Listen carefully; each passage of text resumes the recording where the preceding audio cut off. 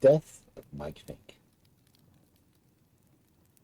The last of the boatmen has not become altogether mystic passage.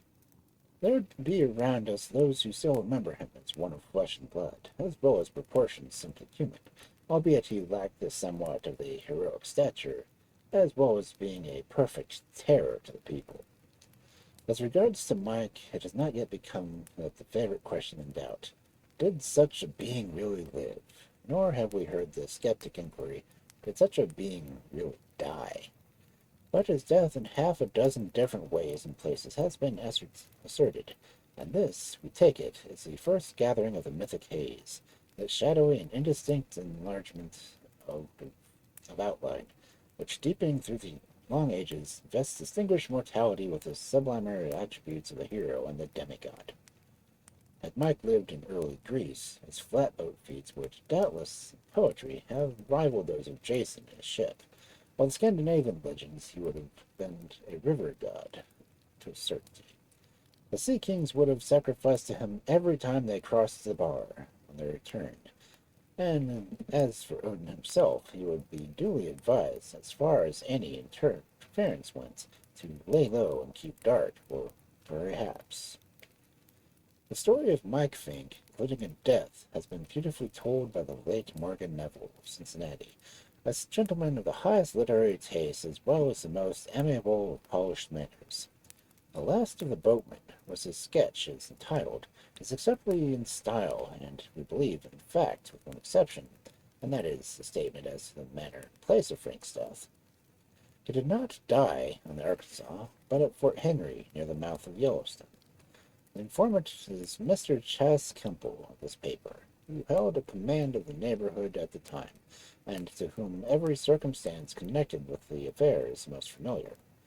We give the story as it is told by himself. In the year 1822, steamboats having left the keels and broadhorns entirely out of sight, and Mike having, in consequence, fallen from his high estate, after a term of idleness frolic and desperate rowdyism among the different towns, he, at St. Louis, entered the service of the Mountain Fur Company, raised by our late fellow citizen General W. H. Ashley as a trapper and hunter. In that capacity he was employed by Major Henry in command of the forts at the mouth of Yellowstone River, when the occurrence took place of which we write.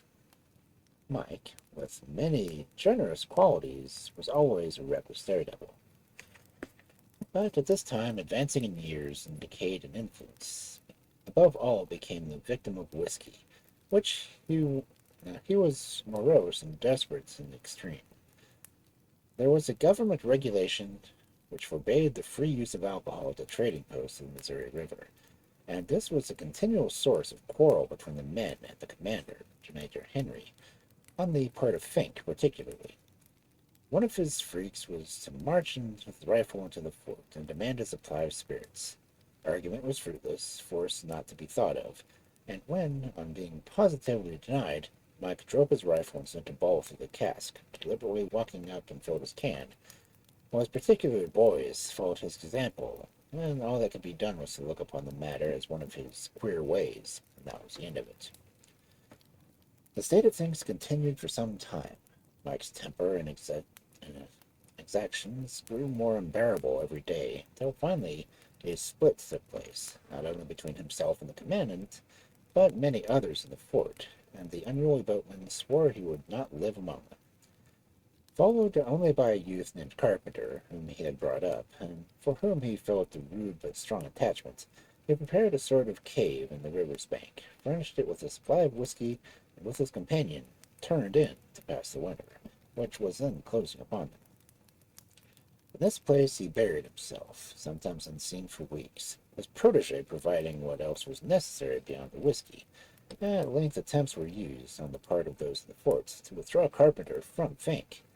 Foul insinuations were made as to the nature of their connection. The youth was twitted as being a mere slave, etc., all which Fink heard it in spite of his retirement, served to breed distrust between the two, and though it would not separate, much of their cordiality ceased. The winter wore away in the sullen state of torpor, Spring came with its reviving influences to celebrate the season. A supply of alcohol was procured, and a number of his acquaintances from the fort coming to rouse out Mike.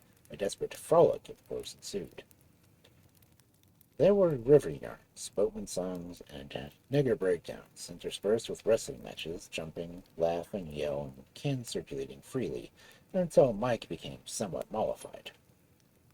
"I tell you what it is, boys," he cried. "The fort's a skunk hole. I'd rather live with the bars than stay in it. Some of you's been trying to part me and my boy, and I love like my own cub, but no matter. Maybe he's prisoned against me, but Carpenter," striking the youth heavily on the shoulder, "I took you by the hand when I had forgotten the touch of a father or mother's, and you know me to be a man, and you ain't going to turn out a dog." Whether it was that the youth fancied something insulting in the manner of the appeal or not, we can't say, but it was not responded to very warmly, and a reproach followed from Mike. However, they drank together, and the frolic went on, till Mike, filling his can, walked off for some 40 yards, placed it on his head, and called for Carpenter to take his rifle. This wild feat of shooting cans off each other's head was a favorite one of Mike. Himself and the boy generally winding up a hard frolic with the savage, a deeply meaning proof of continued confidence. As for risk, their eagle eyes and iron nerves defied the might of whiskey. After the recent alienation, a doubtless generous impulse, without doubt, had induced Fink to propose and subject himself to the test. Carpenter had been drinking wildly, and with a boisterous laugh he snatched up his rifle. All present had seen the party shoot, and this desperate aim, instead of alarming, was merely made a matter of wild jest. "Your grog is spilt forever, Mike. You the old varmint, young'un. What'll his skin bring in St. Louis?" etc., etc. Amid a loud laugh, Carpenter raised his piece, even to the jester's remark that he was unsteady. Crack! Can fell, a loud shout. Instead of a smile of pleasure, dark frown settled upon the face of Fink. He made no motion except to clutch his rifle as though he could have crushed it.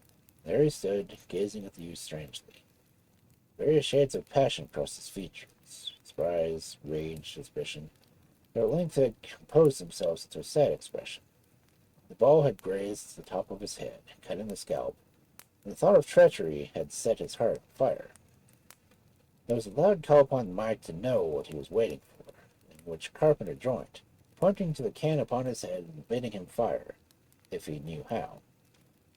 "Carpenter, my son," said the boatman, "I taught you to shoot differently from that last shot. You missed once, but you won't miss again."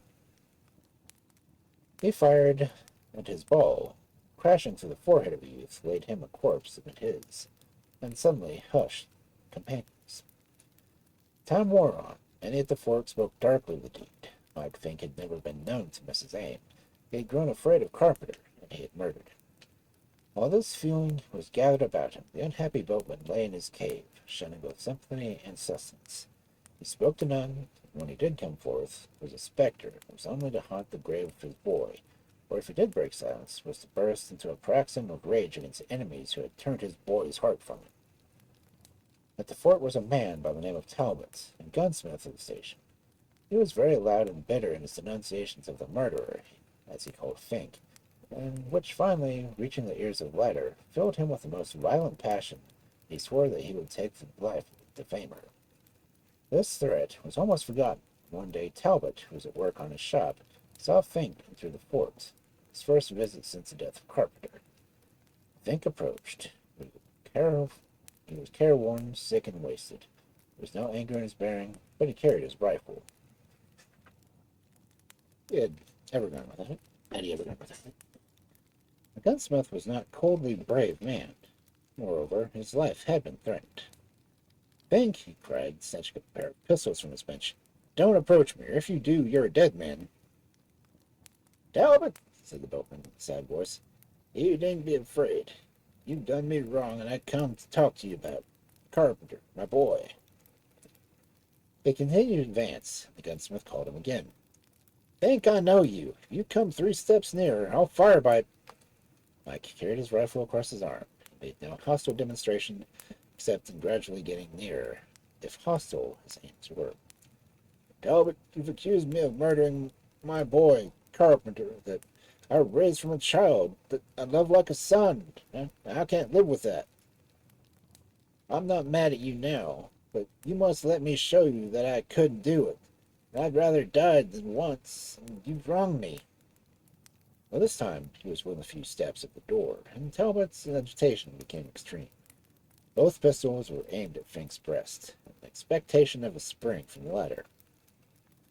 By the Almighty above us, Fink, I'll fire. I don't want to speak to you now. Don't you put your foot on that step. Don't. Fink put his foot on the step, and in the same moment fell heavily within it, receiving the contents of both barrels in his breast. His last and only words were, "I didn't mean to kill my boy." Poor Mike. We are satisfied with our senior's conviction that you did not mean to kill him. Suspicion of treachery doubtless entered his mind, but cowardice and murder never dwelt there. A few weeks after this event, Talbot himself perished in attempts to cross the Missouri River in a skiff.